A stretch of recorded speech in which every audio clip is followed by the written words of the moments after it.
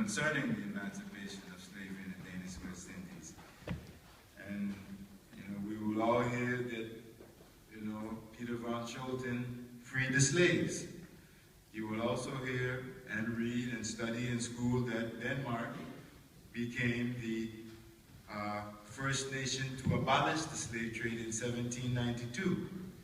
And so for some reason, when we think about slavery and Denmark, we seem to think about Danes as the good slave masters. I don't know how that is. But in any event, the scenarios surrounding the emancipation or the abolition of slavery in the Danish West Indies was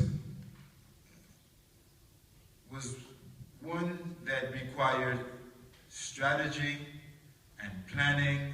It was well thought out, and this strategy was carried out over many months. The main figures at the time, of course, would have been Mr. Moses Gottlieb, or otherwise known as General Bodo, and then his partner, Mr. Martin King, but we called him Admiral Martin King. And those were the two figures that predominate that history and on that day and in the events leading up to emancipation on July 3rd, 1848. So here we have Mr. Moses Gottlieb, or General Bodo, and he was a much sought after technician on the plantations where sugarcane was being turned into rum. And he was an individual that was sought after and desired. He knew how to tell you when your rum was ready, how to make it good, and he was the rum guy. So he had the freedom to travel from plantation to plantation to plantation, from estate to estate, without being hindered, without hindrance. You saw Mr. Moses Gottlieb, and you knew that he was on his way to this plantation because it was harvest time, or he had a contract with Mr. So-and-so, or he had to go check the rum over there. So this was the kind of individual that he was. And so his services were needed and sought after.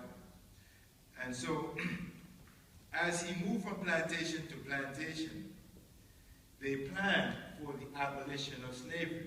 They set out a strategy and executed it. The strategy called for the gunpowder in the fort in Frederiksted to be removed from the arsenals, or from the, where do we keep weapons? The armory.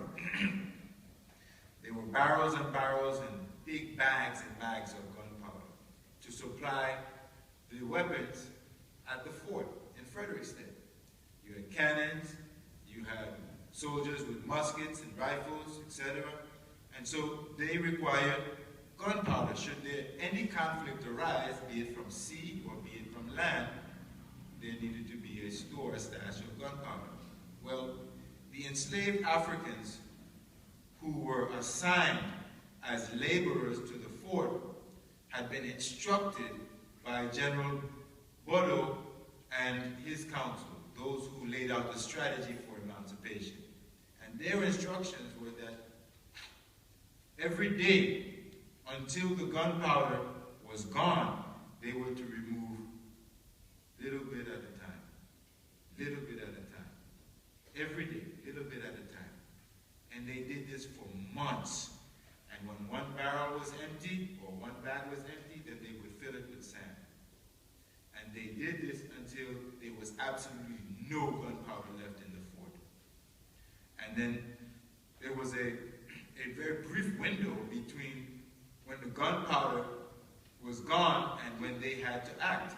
Because if it had ever become discovered that we had no gunpowder, there could have been loss of life, there could have been all kinds of negative consequences. So as soon as they reported that there was no more gunpowder, the other part of the strategy kicked in and went into effect. And on July 3rd, excuse me, 1848, the morning pre-dawn, you began to hear drums from the hillsides, from the mountains, and some 10,000 then enslaved Africans surrounded Fort Frederick in Frederickstead, coming from all of the surrounding plantations in the region in Frederickstead. You would hear also the conch shells. I don't know if you're familiar with conch or conch shells. That's it. And so it's a sea mollusk, and the people eat it. They remove the inside and they prepare it as food. But what remains is the shell. And the cone of the shell is cut off.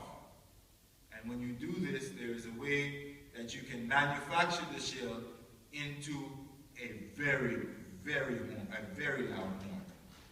And so the morning of July 3rd, you're hearing African drums, which were outlawed because for the reasons of communication.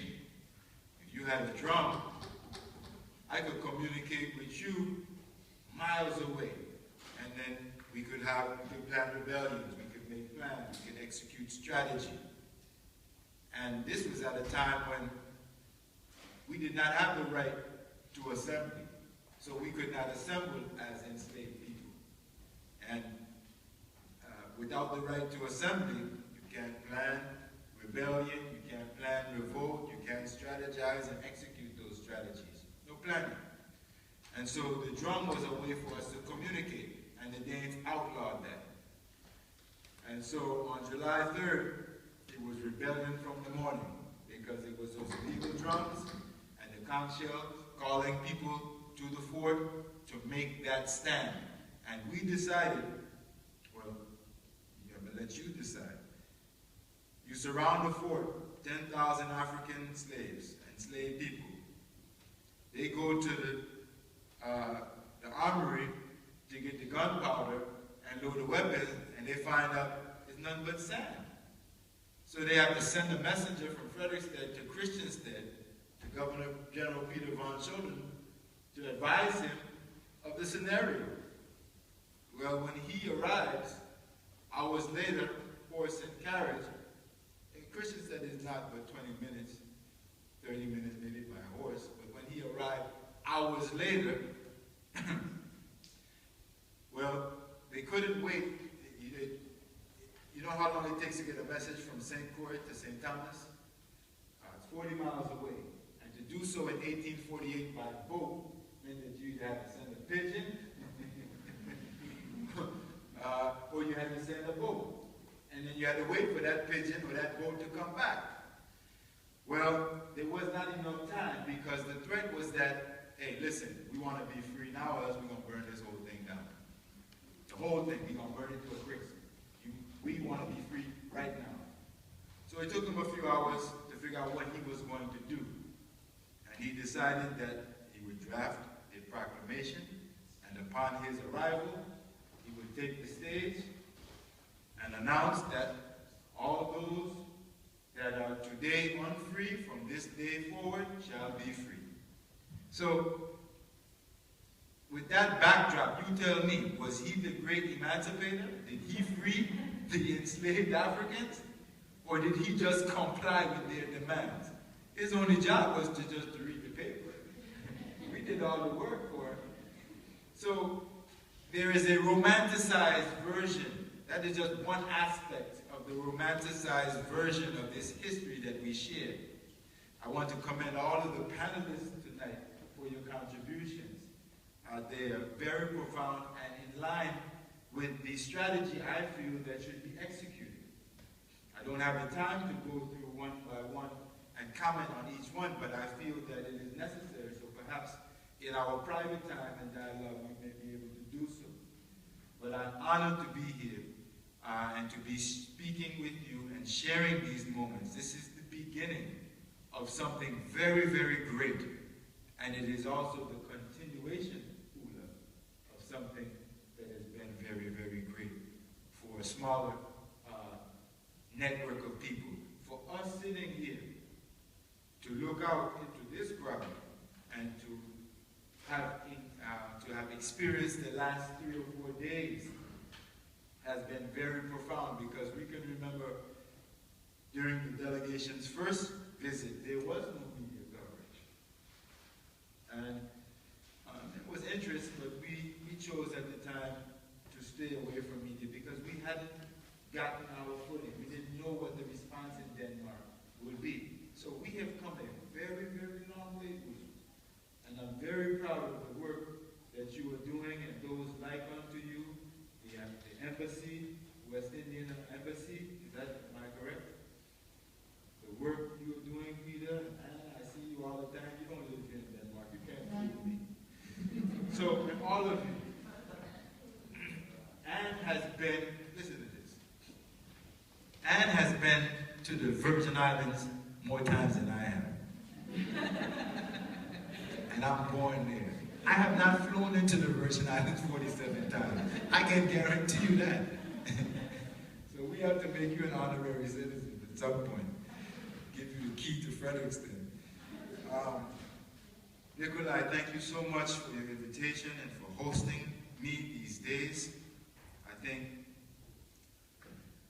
you have facilitated the Virgin Islands' contribution into the Danish debate that has arisen in our approach to Centennial and in our approach to our joint commemorating and marking and our joint marking of the sale. And I'm very pleased with everything that has been arranged out of your office. And the responses of the people that you have sent to me have been sincere.